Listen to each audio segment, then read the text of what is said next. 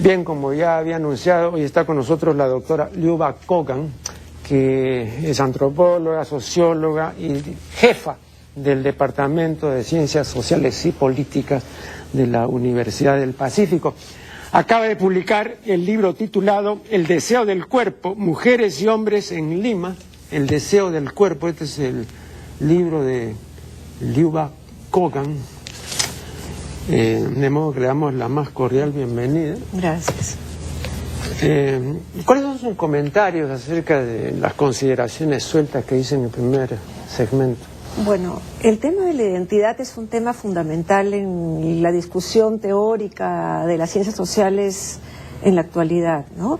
En una época, digamos que el concepto de la identidad estaba muy ligado a la idea de una esencia, ¿no? De un yo inamovible. Y los comentarios que usted ha hecho más bien nos llevan a este nuevo escenario que se nos ha planteado de pensar el yo como un asunto múltiple, un asunto cambiante, incluso contextual, ¿no? Depende frente a quién está uno, en qué contexto está uno, para que actualice ciertos elementos de su propia identidad. Ni siquiera con la idea de que una personalidad muere para dar pie a otra, sino incluso la posibilidad de tener varios yoes conviviendo a la vez. Ahora, hay asuntos que uno podría decir que forman parte de su identidad más profunda, ¿no? Por ejemplo, lo que Ricoeur llamaba el idem, ¿no? Esto que nos acompaña profundamente a lo largo de nuestra vida y que difícilmente va a cambiar, ¿no? Desde cuestiones que tienen que ver... ¿Cómo se podría traducir la mismidad? La mismidad, ¿no? Y tiene que ver con esto, un núcleo duro, por decirlo de alguna manera. Usted sabe que Voltaire en francés,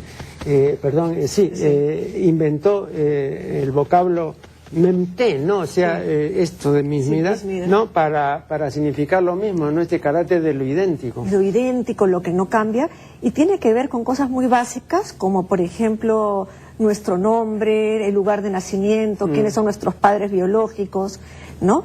Que es un poco lo que usted decía, lo que está en nuestro DNI, ¿no?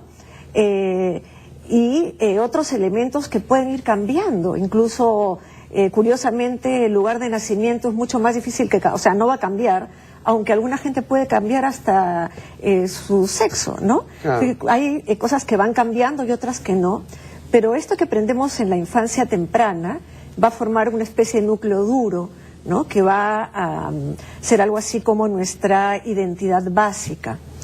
Sin embargo, luego vamos narrando en diferentes circunstancias y vamos actualizando y construyendo diferentes yoes, ¿no? Ipseidades, ¿no? Cuestiones que van cambiando y transformándose.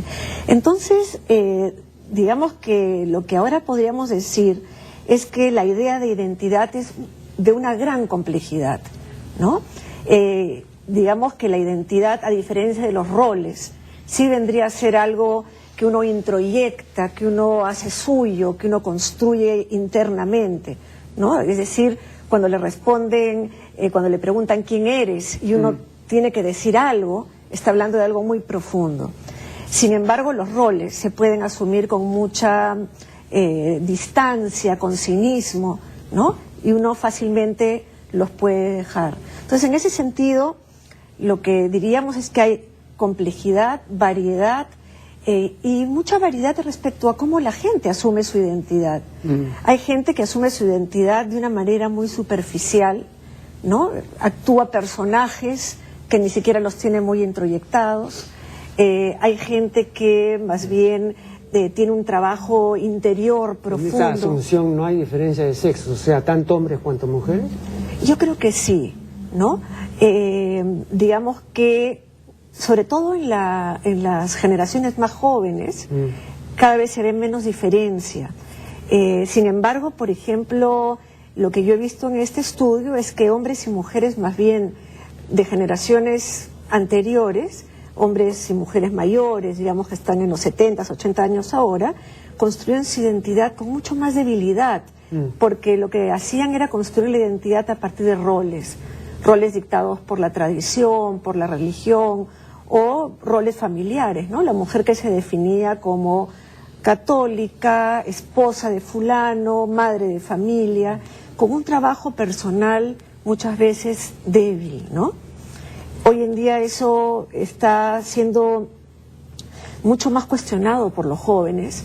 No sé cuánto se logra, pero la idea es que la gente busca de alguna manera la autenticidad, ¿no? Pero yo recuerdo que Peter Murdoch, en un estudio muy importante sobre los trabajos, o los oficios, o las ocupaciones de los sexos, hizo un muestreo en más de 243 culturas, me parece, Sí. y averiguó que hay ciertas ocupaciones que son privativas de un sexo y no de otro. Por ejemplo, dice, la guerra siempre, desde que tenemos noticia, ha sido siempre privativa de los hombres.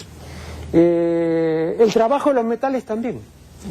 Hay mujeres que labran metales, muy pocas, no hay herreras en general. Pero el trabajo doméstico es privativo de la mujer, en todas partes, ¿no? Bueno, entonces establecía que hay trabajos que sí no son, digamos, roles sociales. O sea, son trabajos, ocupaciones que son consubstanciales, parece, al hecho de ser hombre o de ser mujer. ¿Qué dice al respecto? Bueno, he leído ese trabajo de Murdoch, ¿no? Sí. Y ahí lo que creo que hay que tener cuidado son con las fuentes, ¿no? Él efectivamente fue a una biblioteca norteamericana donde consiguió... Pero, perdón, sí. permíteme una interrupción. Pero Sí. vea, cuando yo hablé de esto, Sí. hace muchos años aquí, yo pedí a la teleaudiencia que me indicara dónde podía encontrar herreras. Sí. Y creo que había una o dos, una de ellas era hija de uno que había sido herrero, etcétera, Sí. pero una o dos en una población que ya por entonces era de varios millones Sí. en Lima. Sí. Entonces eso ya no tiene que ver la fuente de la biblioteca, sino la realidad está demostrando, no hay herreras. Ahora, ¿Usted conoce herreras aquí? no, pero si nosotros nos atenemos a lo que sucedía en sociedades premodernas, digámoslo así, habría que tener en ese sentido, digo, cuidado con las fuentes. Sí hay datos sobre sociedades donde, por ejemplo, las mujeres hacían oficios rudos y los hombres más bien oficios que ahora llamaríamos de mujeres. Perdón, cuando usted sí. dice sociedades premodernas, usted quiere decir sociedades que se han quedado en la primera gran revolución agrícola, o sea que no tienen ciudades. No tienen ciudades. No, pero es una diferencia bien importante. Sí. No conocen la revolución urbana. No son, digamos, no han pasado por un mundo industrial, etcétera, ¿no? Entonces, sí se han encontrado sociedades Pero son donde... más naturales, ¿no? que los urbícolas. Claro, ahora, el tema es que, digamos, si uno piensa en el mundo occidental actual, efectivamente hay roles separados todavía de hombres y mujeres. Y les pongo un ejemplo bien interesante. Pero perdón, lo que yo digo es, o sea, ¿usted no cree que, por ejemplo, la guerra es privativa de los hombres?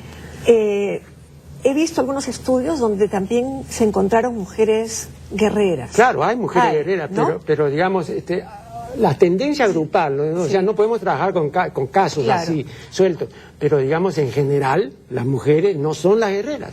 Lo que habría que ver, y en eso sí creo que hay que investigar Tampoco hay bastante. marineras. ¿Por qué no hay marineras? Sí. Ahora, es bien difícil hasta ¿Saben ahora... por qué no hay marineras? Sí. Porque, y eso lo dice la OIT, porque ha publicado investigaciones de que por qué la Marina de todo el mundo no admite a las mujeres. Pero ahí sí la razón o la sin razón es bien clara, ¿no? Porque trae mala suerte. Sí, bueno, tampoco hay mujeres que hacen techado ¿no? en las construcciones porque se supone que se cae el techo o no entran a minas. No, pero en este caso las marinas, ¿no? Es decir, no admiten mujeres. ¿Usted ha visto marineras? No. No hay pues marineras. Ahora, pero allí el tema Pueden ser marineras, ¿no? Sí. Ahora, el tema es, ¿cuánto es un asunto cultural establecido a partir de los temores, miedos, prejuicios y estereotipos que se han ido tejiendo a lo largo de la historia con fundamentos biológicos o culturales? ¿Y cuánto, de alguna manera, puede tener esto algunos elementos biológicos? Ahora la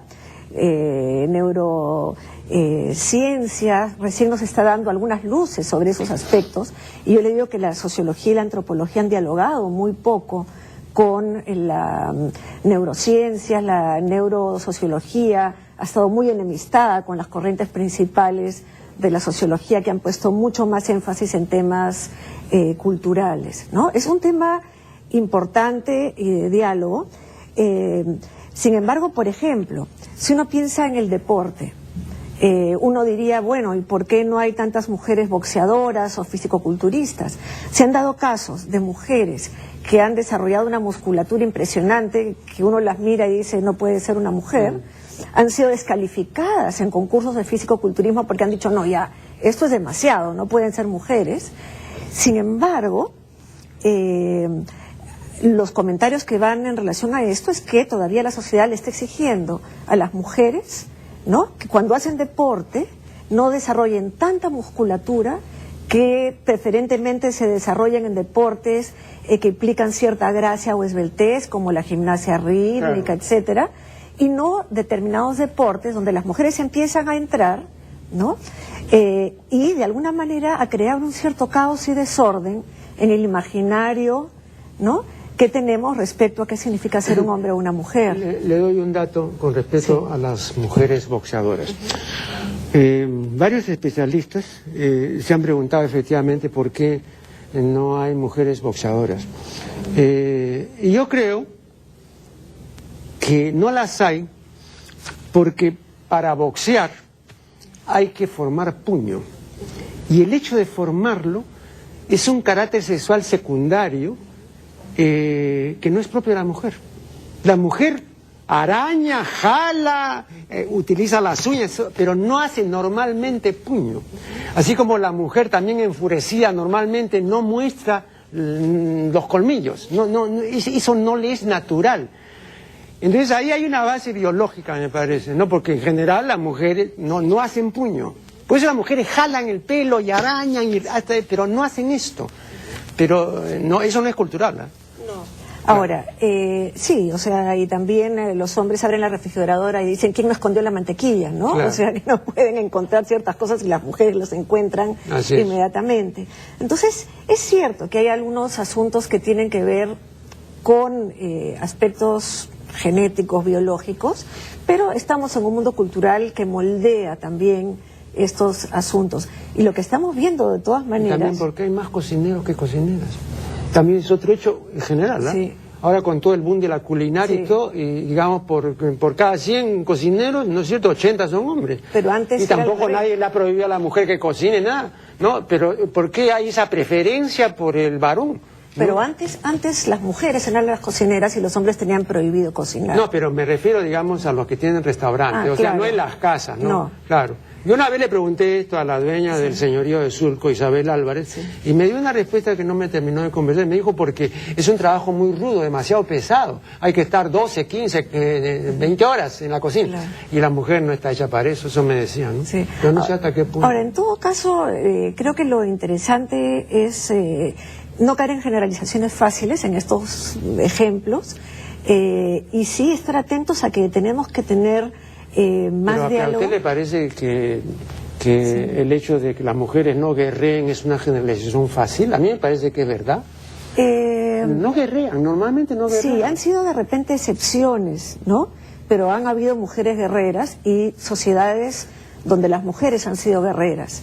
El tema que a mí me preocupa es cuánto de las etnografías o de la información que tenemos nos haya llegado adecuadamente. Ahora, lo que sí es verdad, le digo esto, que la mujer en condiciones excepcionales es mucho más guerrera y mucho más radical que el hombre. Claro. Por ejemplo, pensemos solamente en las mujeres de Sendero. Sí.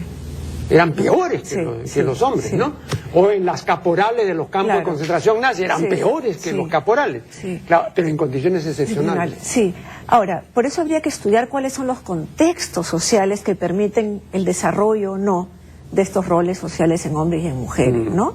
O sea, eso es lo que yo creo que resulta importante. O sea, digamos que las capacidades las podemos desarrollar, si bien, digamos, no necesariamente sea un asunto genéticamente adscrito con más facilidad a hombres o a mujeres. Pero sí hay casos, ¿no es cierto?, de excepción, donde pero el tema es por qué se le permite a ciertos grupos ciertas cosas y no otras. En una época que una mujer montara bicicleta era una cosa terrible, ¿no? Y ahora todas montan bicicleta. Entonces, habría que ir viendo cuáles son estos contextos sociales que permiten el desarrollo de ciertos roles, ¿no? Y, de paso, también cómo se van construyendo las identidades en contextos sociales diferentes. Por ejemplo, el hecho de las redes sociales y el Internet, cómo está influyendo en la construcción de identidades en los jóvenes, a diferencia de personas de otras generaciones, ¿no? Hace un momento comentábamos, fuera de cámaras, el hecho de estas redes sociales en Internet, ¿no? A mí me ha sorprendido mucho, por ejemplo, la existencia de diarios íntimos públicos, que yo no imaginaba la existencia de esto. Antes teníamos a la chica que escribía su diario con cerrojo y con llave, que la madre luego abría fácilmente, pero donde supuestamente volcaba una interioridad, ¿no?, para que nadie la vea. Una autora argentina, pero que reside en el Brasil, Paula Sibilia, ha publicado un libro bien interesante que se llama La intimidad como espectáculo. Debe ser así, parte de esto, ¿no? Sí.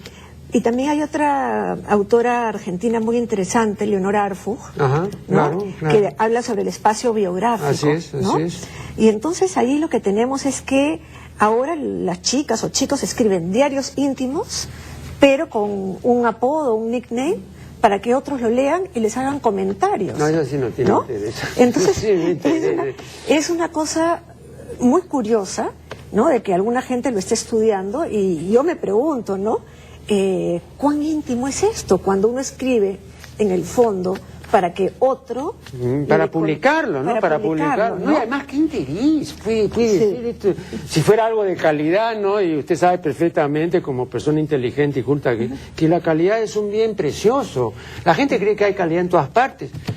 Vea, Sturgeon decía con mucha razón que en el mundo hay un 10% de calidad y que el resto, francamente, es basura, ¿no? Vamos a hacer acá un segundo corte y ya volveremos.